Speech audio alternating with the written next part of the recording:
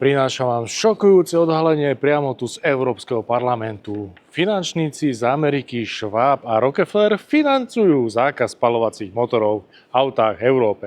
Neveríte? Tak sa poďme na to prejsť a dozviete sa viac. Medzi najaktívnejšie lobistické skupiny, ktoré chcú zakázať spaľovacie motory v autách Európskej únii, patrí mimovládna organizácia s názvom Transport and Environment, na čele ktorej stojí nie technik, nie odborník na dopravu, nie nejaký inžinier, ale rovno historik, ktorý otvorene o sebe tvrdí, že nemá rád autá a radšej sa bicykluje niekde v daždi. Aký šéf, taká mimovládka. Pred pár rokmi bojovala za hybridné pohony v autách, lebo že vraj vyriešia všetky globálne problémy s klímou, ktoré v Európe zažívame.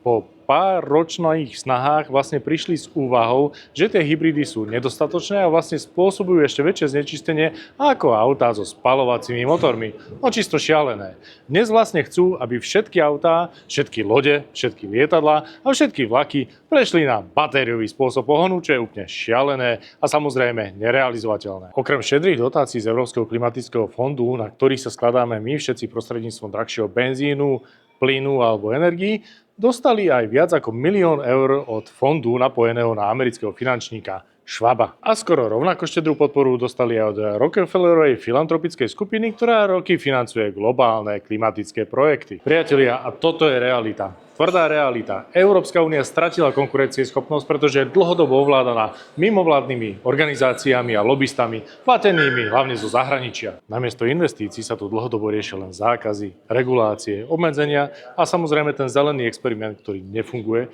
a na ktorý doplácajú všetci obyvateľia Európskej únie. A riešenie je jednoduchšie, než sa môže zdať. Treba konečne skoncovať s tým vplyvom mimovládnych organizácií. Nielen tu v Bruseli, Štrasburgu, ale hlavne v celej Európe. Európsku úniu musia reprezentovať hlavne lídri suverénnych členských štátov a nie nejakí lobisti alebo mimovládne organizácie platené zo zahraničia. Držte s nami a sledujte Motorepubliku, pretože tu nikde je zločin, za slobodu šoferovania a proti zákazu spaľovacích motorov.